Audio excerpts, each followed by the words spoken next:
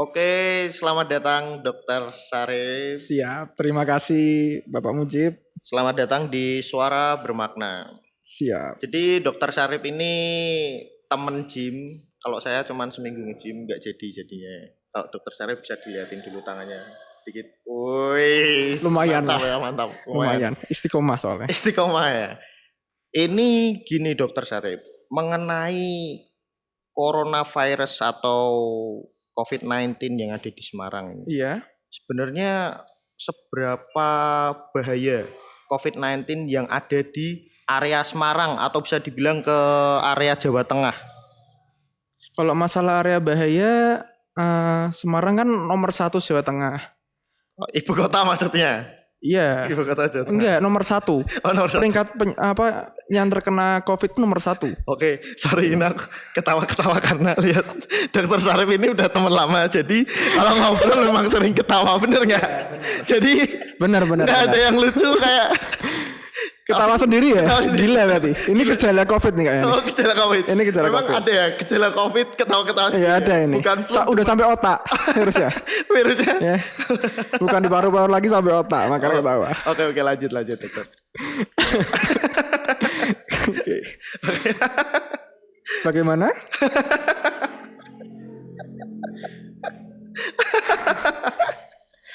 Parah. Akut ini. Akut ya. Akut. Parah. Oke, lanjut. Sorry. Minum dulu. Oh, minum. Siap. Aku panggilnya Sarip aja ya. Gak apa-apa. Oh, gimana? Santai.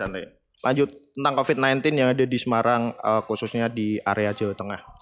Ya itu tadi. Karena COVID di Semarang itu udah masuk nomor 1 ya Jawa Tengah. Tadi saya lihat di Karyadi aja itu udah sampai 25 yang dirawat situ. 25 itu yang udah positif. Sudah positif pasti di Karyadi. Itu orang Semarang semua? Atau memang beda-beda? Mungkin ada yang orang Solo atau orang mana terus dirawatnya di Rumah Sakit Karyadi. Oh, kalau dari datanya tidak menjelaskan sih. Yang jelas emang dirawat di rumah sakit itu udah 25 dan yang disembuh di Semarang itu baru 1 hari ini. Disembuh maksudnya sudah sembuh gitu. Sudah ya? sembuh baru sudah 1. sembuh. Oke. Siap. Ini enggak kita kan ngobrol santai. Gak apa-apa. Emang Tipu-tipu dikit gak apa-apa. tipe dikit enggak Gak apa-apa. apa-apa. Mungkin kalau penonton lihat mungkin agak aneh.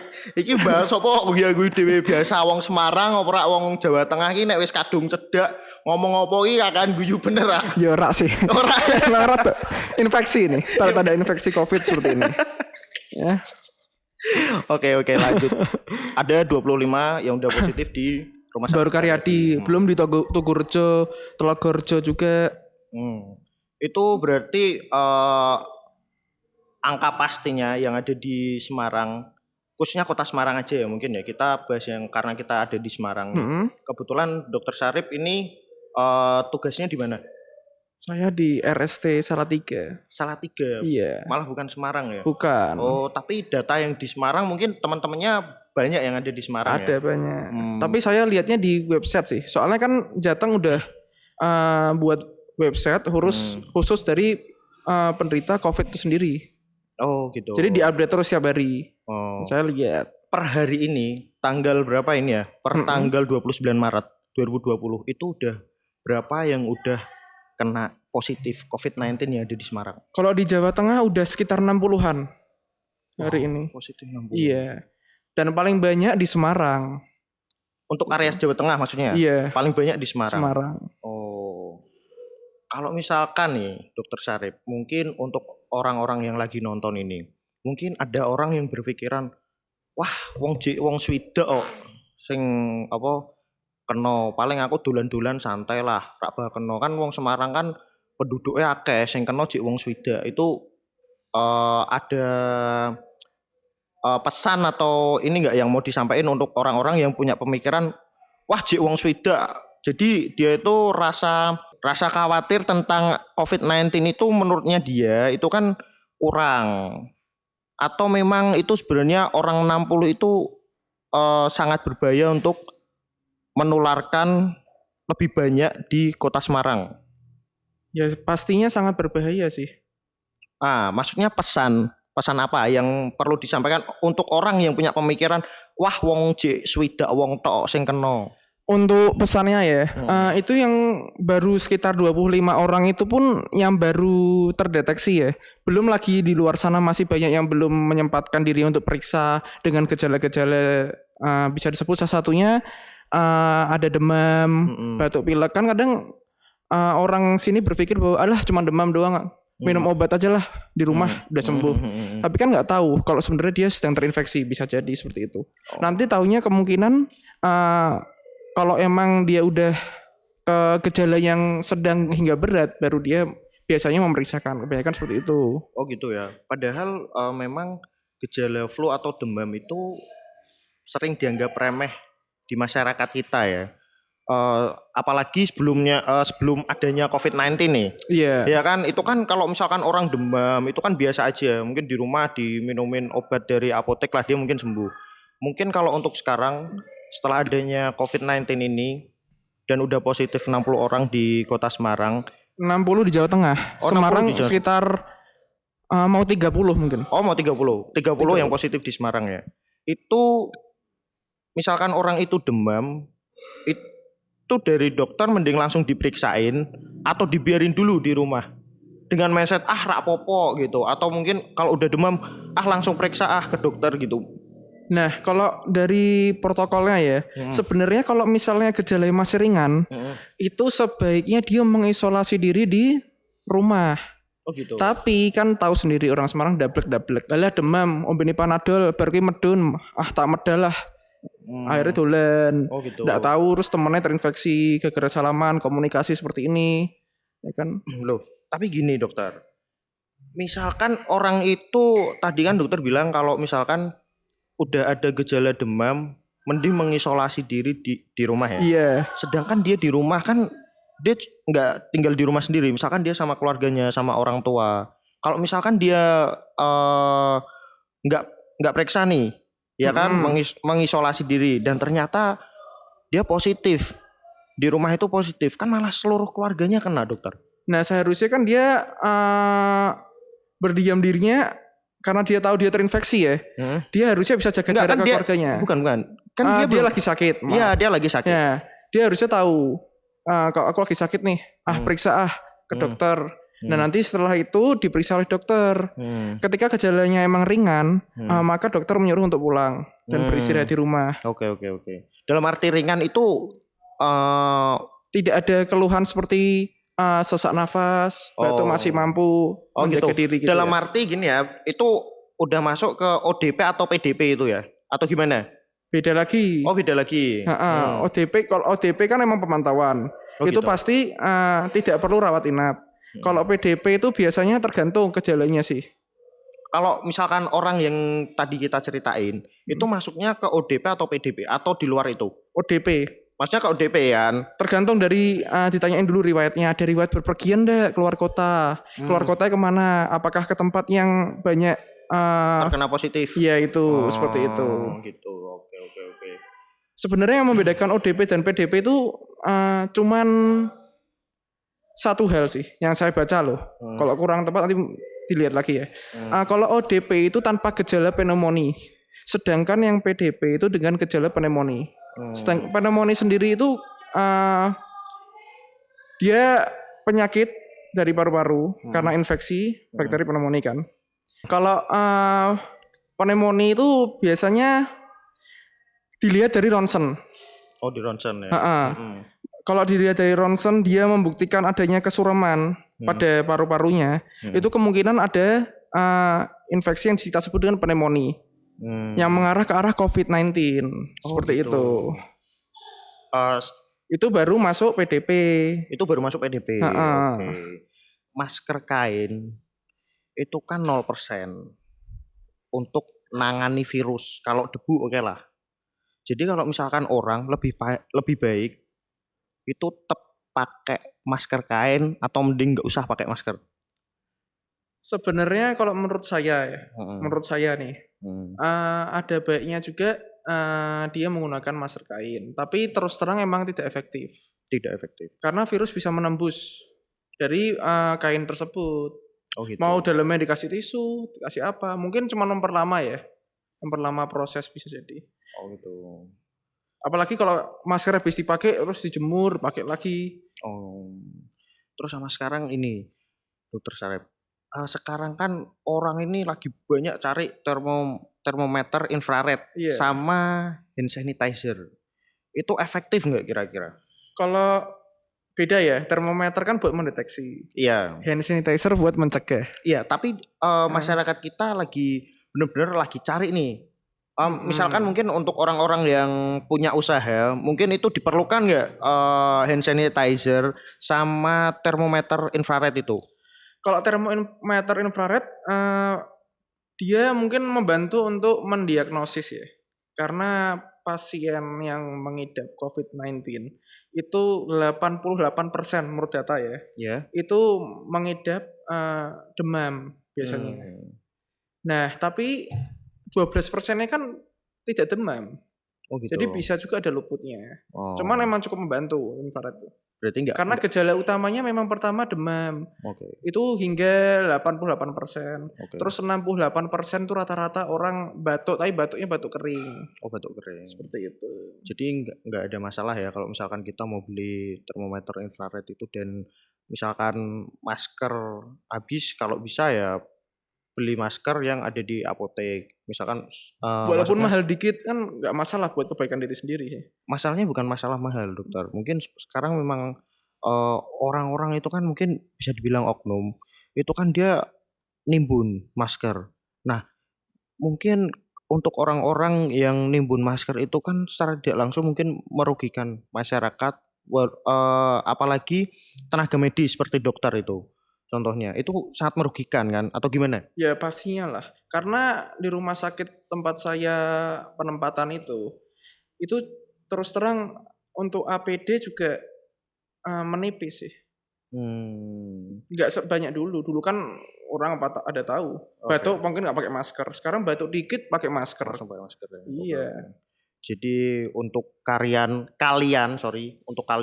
para oknum ya, para oknum yang nimbun masker, tolong ini jangan dijadikan sebuah bisnis. Karena masyarakat Semarang khususnya Indonesia dan tenaga medis itu benar-benar membutuhkan yang namanya masker. Benar ya dok ya? Jadi untuk oknum, janganlah kita lagi pandemik kayak gini terus kalian malah nimbun masker buat dijadiin bisnis. Itu menurutku uangnya juga nggak bakal tahan lama, pasti cuman lewat.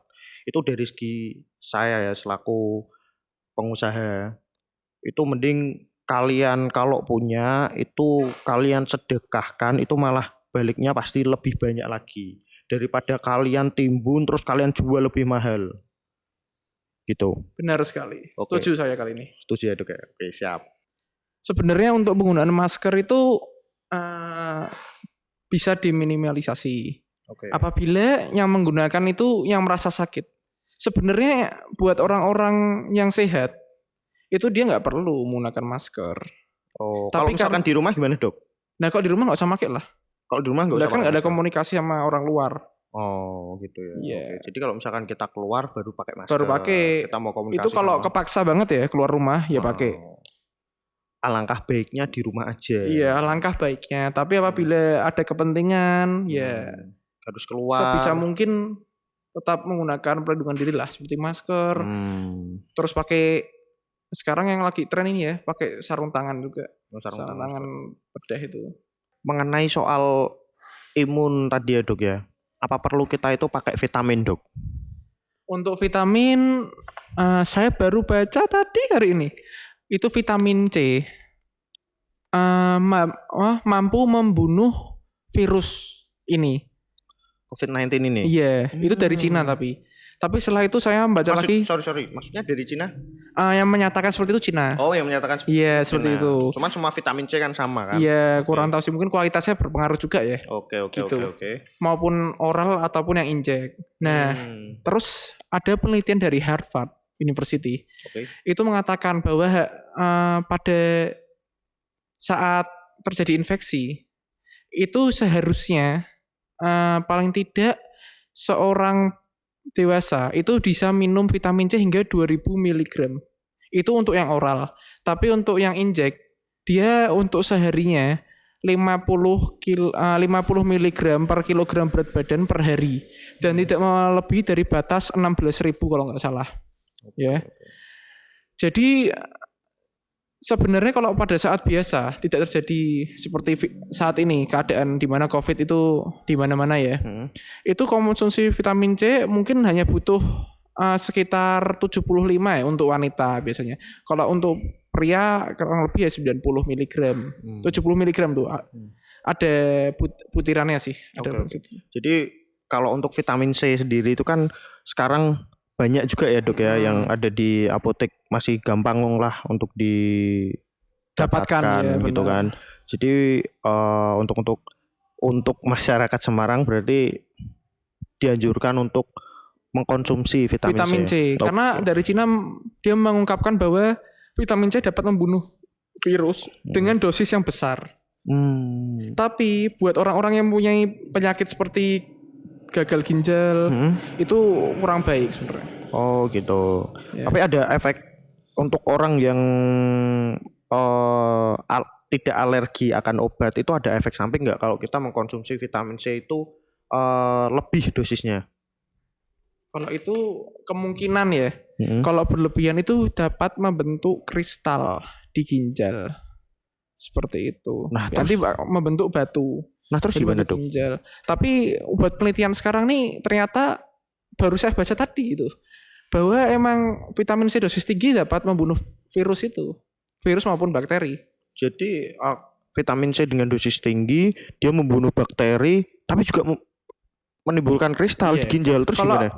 Kalau saran saya yang mempunyai faktor risiko untuk terjadinya penyakit ginjal seperti itu sebaiknya menghindari itu. Oh, oke. Mungkin dari orang tua udah pernah ada atau gimana menghindari. Itu tidak mengkonsumsi. Oke. Kalau misalkan tidak ada riwayat ginjal, jadi nggak masalah untuk mengkonsumsi. Apalagi kalau orang-orang yang udah PDP mungkin ya dok ya. Yang udah dalam pengawasan bagus ya, harus meningkatkan sistem imun. Oke.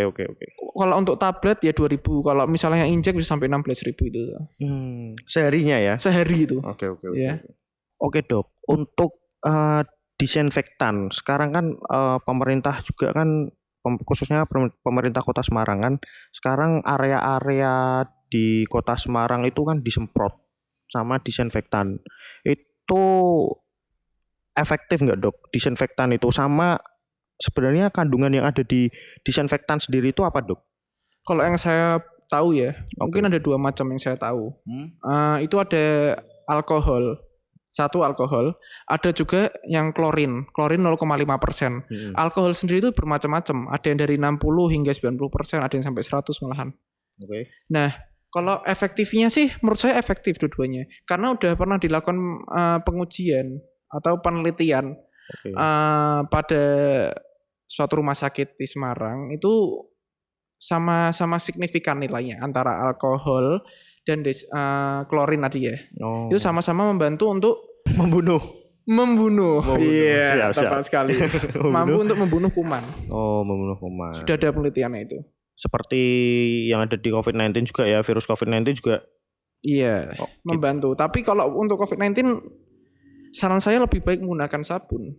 Lebih baik menggunakan sabun, karena kalau kita menggunakan alkohol berkali-kali, bayangkan enggak kalau tangan kita ntar teriritasi gitu. Oke. Kan itu perih, bikin kering. Jadi bagaimana? Jadi sebenarnya alkohol itu efektif kan? Alkohol, klorin ya benar ya? Klorin itu efektif ya. Jadi kalau misalkan orang minum minuman yang ada alkoholnya itu sebenarnya dia menjauhkan dari COVID-19 dok, benar nggak? Hah? Tidak sama. Ini lagi rame COVID-19, kita minum bareng-bareng gitu gimana dok? Hah? Itu masih malah virus yang di dalam bisa mati nggak itu sama alkohol? Keluarkan aku gitu dok. Tapi kalau orang kebanyakan minum alkohol, mabuk, dia nyerangnya kemana? Kemana? Kalau nyerangnya ke hati dan ke lambung. Oh, podo wae ya. Hampir sama. Tapi kan ora kena corona. Masih banyak cara lain yang lebih baik daripada meminum alkohol. Oke, Benar itu tidak? dari Benar tidak? itu jawaban paling the best dari Dokter Sarip. Kalau udah pakai masker nih, masker, penularannya lewat udara itu apakah benar, Dok? COVID-19 sendiri itu. Kalau setahu saya, kalau sudah menggunakan masker, itu setidaknya menurunkan resiko lah.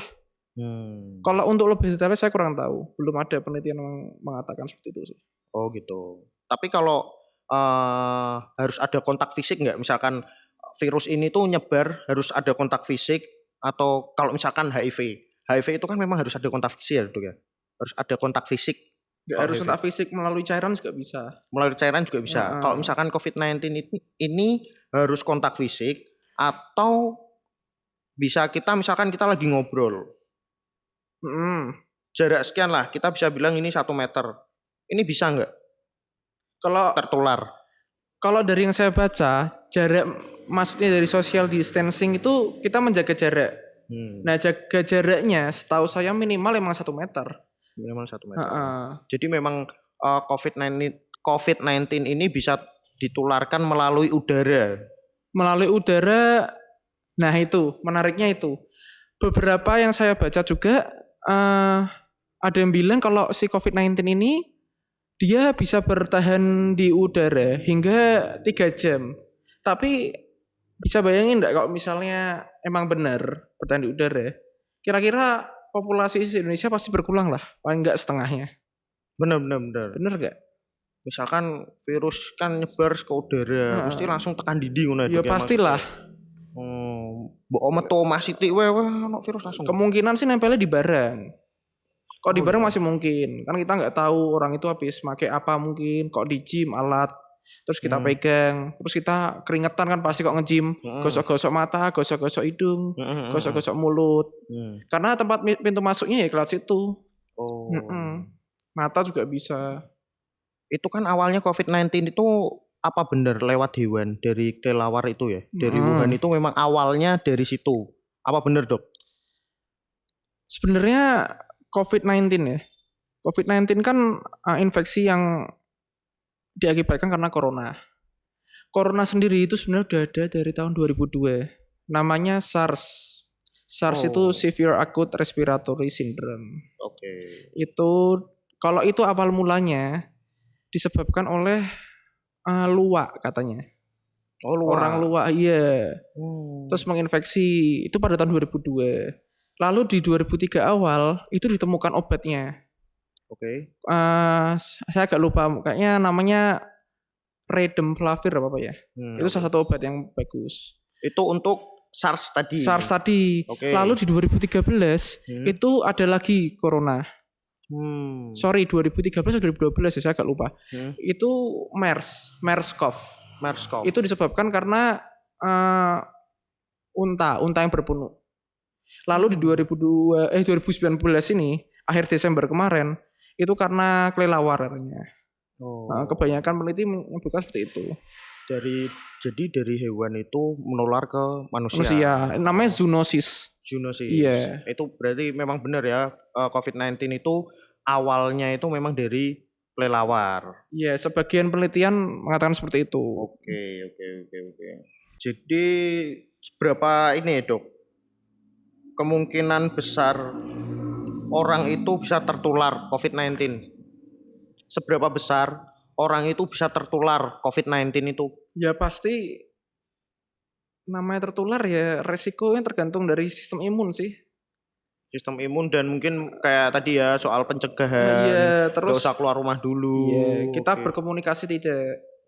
Orang yang sudah berkomunikasi dengan penderita yang positif, dia masuk ke ODP. Iya kan. Menariknya gini, Dok. Untuk COVID-19 ini kan belum ditemukan obatnya atau mungkin vaksin atau ini ya, Dok ya. Itu untuk di Indonesia sendiri, kalau obat itu belum ditemukan, apakah Indonesia ini bisa bersih dari COVID-19, Dok?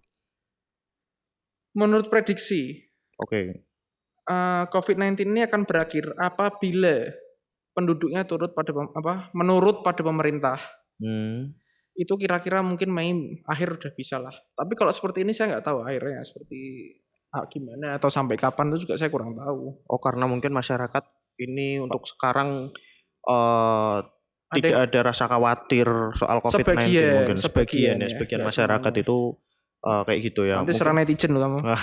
Mungkin gini dok, untuk lingkupnya di area Semarang ataupun Jawa Tengah, ada nggak pesan untuk orang-orang Semarang atau Jawa Tengah agar COVID-19 ini cepat selesai, pandemi ini cepat selesai, apalagi ini kan mau puasa dok, mosok poso sesuk ra iso traweh, bodoh ra iso salaman, ra iso halal bihalal.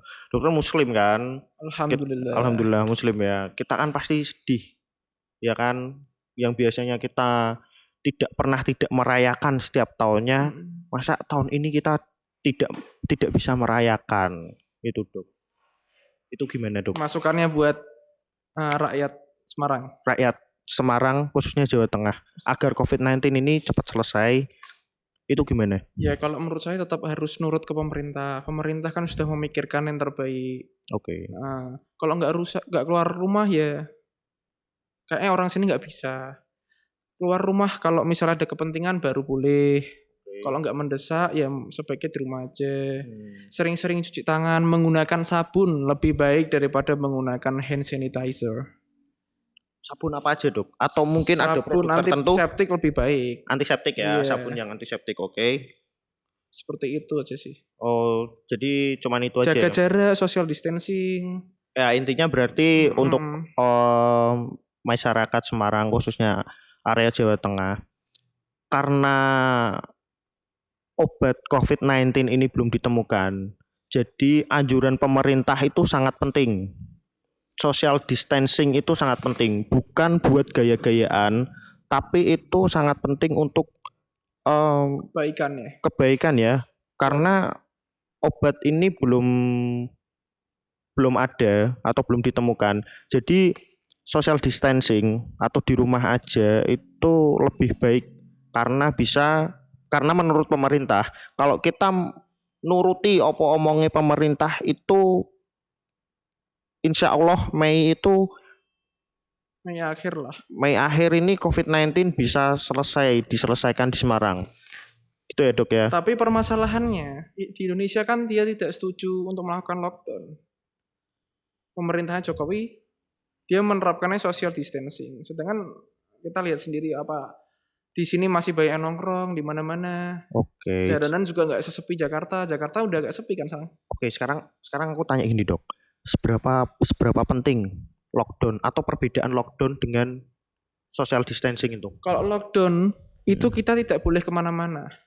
Kita hanya di rumah berdiam. Jadi orang-orang yang usaha juga itu nggak boleh buka ya dok ya? Ya kalau Anda usahanya lewat internet nggak masalah. Nggak, maksudnya orang usaha yang misalkan harus buka toko itu kalau lockdown itu memang harus ditutup. Tutup dulu lah. 2 minggu aja kan nggak masalah sebenarnya. Kenapa harus hanya 2 minggu? Karena virusnya itu kemungkinan bertahan hingga 2 minggu. Oke, sekarang kita ngomong kayak gini dok. Virus itu hanya bisa bertahan atau mungkin bisa dilihat dari 2 minggu. Iya. Nah ya kan, kita 2 minggu lockdown cuma 2 minggu. Mungkin setelahnya kita mulai aktivitas lagi, yang artinya nggak di lockdown kan, social distancing tetap itu kan bisa tetap aja bisa kena dok. Tapi kan kemungkinannya lebih rendah jauh. Ya sekarang kenapa tidak 1 bulan sampai lockdown sampai benar-benar selesai virusnya? 2 minggu aja udah pada ngomel semua, apalagi 1 bulan. Oke, bisa benar. 2 minggu dulu coba. Okay. Terus ini juga kemarin dengar Cina itu udah menemukan obatnya. Iya. Namanya kok nggak salah Avigan. Kandungannya ada namanya Favipiravir lah nggak salah. Tapi nggak tahu ya jadi didistribusi apa enggak. Oh iya itu sampai kapan ya itu ya YouTube. Dan belum dicoba ke manusia katanya. Ya saya bingung juga. Gitu. Tapi untuk beritanya sendiri kan itu di Cina sekarang udah bersih dok. Dari COVID-19 itu orang-orang yang bekerja itu udah pada pulang, terus disambut sama rakyat-rakyatnya kan, udah pada seneng. Kalau di Cina sendiri itu kan udah bersih. Pusat COVID-19 ini tuh sekarang udah bersih di Cina. Kalau untuk di Indonesia sendiri ini kan katanya Mei akhir.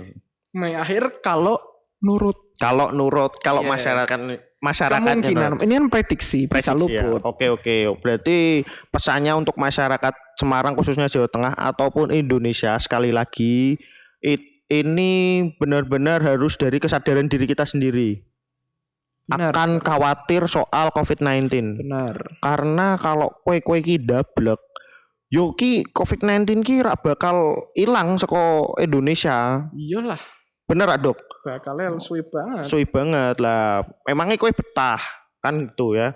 Mungkin untuk Iya. kita sekarang harus lebih inilah khawatir, kita harus bisa jaga diri.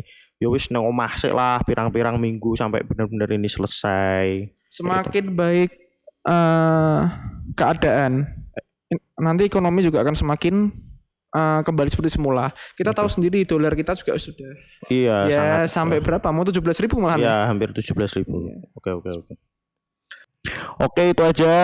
Terima kasih Dokter Sarip udah Sama-sama. datang di Suara Bermakna. Social distancing bisa tuh ya. Tetap ya. Itu tetap